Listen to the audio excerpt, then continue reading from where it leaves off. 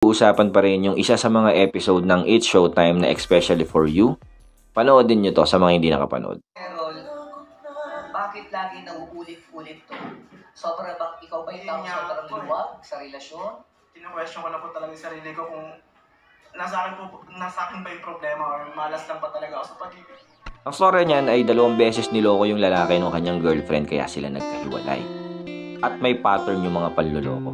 Makikipag-inuman si ate girl tapos may makikilala na gwapong lalaki at nakakotse.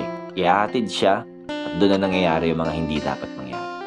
At ang reason ng babae kung bakit niya daw nagawa yun ay dahil nawalan daw sila ng time sa isa't isa. Sapat na dahilan ba yon para lokohin mo yung partner mo? Sa tingin ko hindi.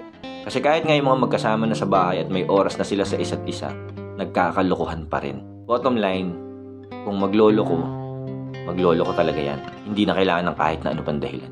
Kung ang problema nyo ay wala kayong time sa isa't isa, nawo-workout naman yan. Siyempre bilang mag-boyfriend at mag-girlfriend pa lang, dadaan talaga kayo sa ganung stage ng relationship nyo dahil may kanya-kanya kayong priorities.